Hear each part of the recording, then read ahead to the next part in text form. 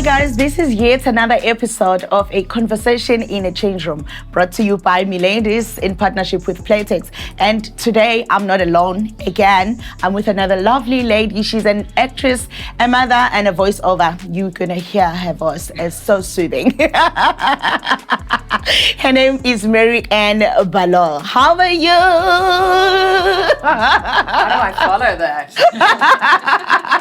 I know you normally get to go and be on interviews where you are being asked about your character mostly because it's your work, that's your line of work and everything. But this time around, I want you to tell me about your real self. Oh my, goodness me. Probably the very opposite of every character I've ever played. Really? Yeah. But you're very... Okay, so what does that mean? Because I used to watch some of the shows that you've been in, like The River Legacy. So on The River, you were very sweet and your wife and it was very refreshing, a beautiful character. Right. So how is it different from your real self? I suppose I should amend that statement. Perhaps what one does is you always bring an element of yourself or your experience. You know what I mean? You bring experience to an acting role. So obviously there's going to be elements of me in everything that I do. Yeah. And then just fleshing that all out and making it interesting to watch. As you were growing up, I know with me, I've had so many challenges, We speak underway, like I said to you, and it's just here. Yes. You can see how pretty they are. Pretty so stuff. Playtex, they do the things. We love a good knicker. I even love this. Everybody should have one of these. I think as an actor you realize, because the red carpet. Everyone always thinks that you've got this amazing, tight little body, but basically this is so the magic. Pretty. It's magical. I kind of like the fact that there's this little lacy insert here. So I think for me, my mum's a seamstress. Well, she's had a hobby of sewing, and for me, fabric is everything. True. Fabric is everything. True. And I think what I noticed in terms of exploring this range is the fabric's beautiful. It is really nice. And when it comes to underwear, obviously, it's directly on your skin. So I think you really need to feel something. It's how underwear makes you feel. Intimate. Yeah. Be intimate with your underwear. So for whatever reason, your underwear needs to make you feel beautiful, comfortable, whatever it is. But I think it comes from the fabric. The fit in the fabric. That's true. Definitely something that I would not have thought to say in your family. Because when I look at you, I'm like, you don't have big bust. And no. So I wouldn't even think of going to that direction of asking you about challenges of getting the right size, the right fit, and right quality and everything. But you were already chatting about having your sisters or your siblings struggling. But take me through that. So I have cousins. Very well-endowed cousins. Beautiful, thin, but well-endowed cousins. It's the kind of look that most people pay a lot of money for. And they just have it naturally. It's really annoying. Nice. But I actually always recall when they were really young particularly, and so this is going back a couple of years, and I know the industry has changed significantly to accommodate women like that. Yes. Why should you, simply because you're big-busted, have to endure what they used to always refer to as the granny bra? Do you know what I mean? Like a big, wide, elastic strap. And when they wanted to feel young and sexy and gorgeous or try and inhibit the fullness, not be embarrassed of the fact that when they were doing sport or when they were, I realized actually how lucky I was to be smaller breasted. I always felt quite sorry for them in terms of way back when they just didn't have the choice to play around. And I've always loved the fact that you can play around with underwear. Loved it. That's amazing. Yeah. When you're younger as well, you want to have a cool little set, a little matching set, you know what I mean? Or you're going to have a frilly knicker or a little cool G-string. You feel quite racy, you know what I mean? But you explore a lot of your personality, I think, through your underwear because it's beneath the layers. And it's for your eyes only, or for whoever you are, choosing to share that with.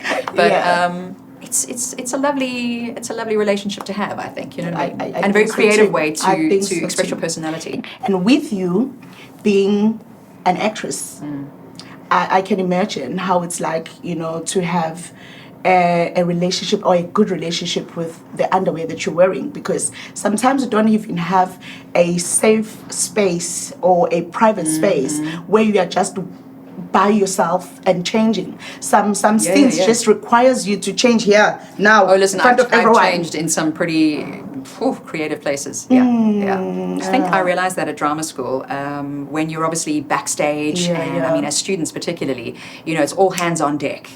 You're learning the craft and you're passionate and excited and enthusiastic about everything, but I suddenly went, oh, there's no gender-specific change room. No. Realizing, all right, that's the industry. You know, we all get changed together because you've got a quick fire change backstage and you've got to get back onto the stage. Do you know what I mean?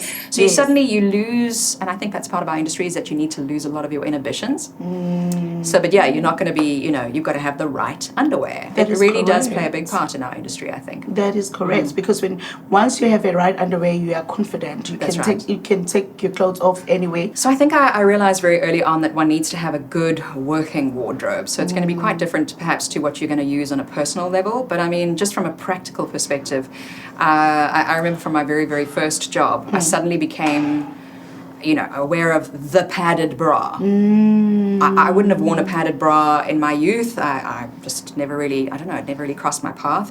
But realizing just from a really practical perspective, do you know what I mean, that a t-shirt bra, you couldn't be wearing a, you know, lacy little thing because it's going to mess with the wardrobe. Fabric's going to cling or show, and it's going to look, it's not going to look right on screen. Like having like good quality, it plays a huge role, because you can have just 5.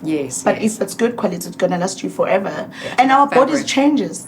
Absolutely. Mary, no, completely. They change because of even life. For our because of life, age, because of our cycle, because of our hormones, because of babies. Because we're growing. So there's a lot. I think that's what makes our industry so odd, actually, is that, I mean, you are growing and aging in front of an audience. So, I mean, I get people coming up to me all the time going, I used to watch you when I was sitting next to my mom on the couch and she loved Egoli and we had to sort of, you know, suspend life at 6 o'clock. And I'm looking at this person going, my goodness, how old are you? How old am I? My goodness. But you realize, and I look back at you know, footage from then and I can hardly recognize myself. I mean, I look 12, you know what I mean? Yeah. But you don't feel any different necessarily, but you realize that, of course, that, you know, my career spans decades. And there are natural changes that take place, you know what I mean? And yet the industry kind of demands, depending on the kind of character that you're playing. But I've been afforded the opportunity to play characters that are quite glamorous, or where your looks play a really important role. And so there can be an innate pressure on you to maintain a certain look. And there's a lot of pressure in that. But I've also realized that, you know, in having had a baby so late on in life, and also just from an age-related perspective. That's because some characters doesn't allow you to have children. But I mean, a baby to fall pregnant. And to fall pregnant at an older age takes a toll on your body, and it changes your body.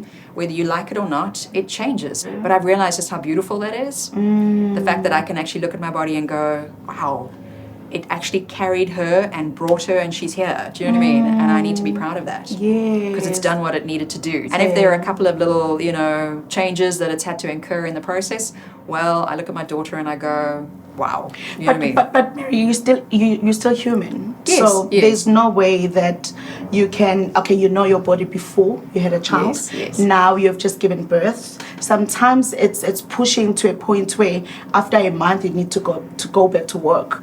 And you know the changes on your body. And now you're going back to be in a space where there's other people that haven't seen your body in that way. So how do you deal with all those things? I think one of those. One of these, I love it. I did. My baby was about, she was about 7 months old, I think. So in other words, you know, you still, a bit wobbly and all that sort of thing. And I remember I was put into a really beautiful dress and I looked at the wardrobe mistress in despair going, you've got to be kidding me. And then she was like, don't worry, honey. You know what I mean? I've got you. Pull out one of those. Yes. Fantastic. Everything you know what I mean? is in place. But my character's shoes have always been extremely important to me. Because I think the way in which you walk in a pair of shoes, shoes change the way you walk. Yeah, true. Just by nature of the design. True.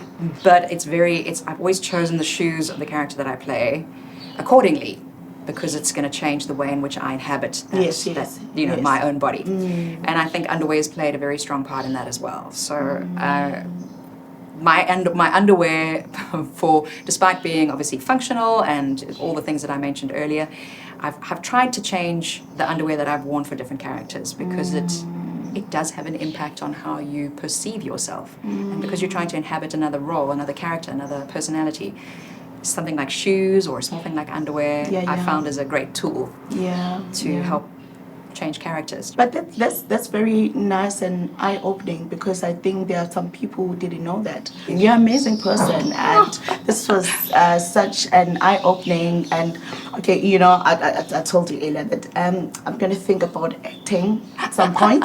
So now at least I've got some. Focus on the knickers. No, I'm bringing Playtex. You're going to your next audition. My next audition, I'm wearing Playtex.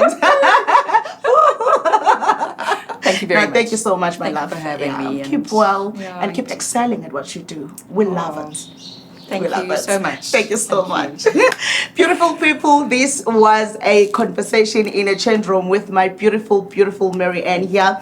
It's been lovely, guys. Guys, it's that time. I hate it. I know you do too, but unfortunately, so this is the end of our episode. I hope you have gained some insights and some good information that is going to be useful for yourself. But for now, follow at Miladys SA, at Thobile MaK on all social media platforms, and also comment and share your beautiful story about underwear. You could be our next winner.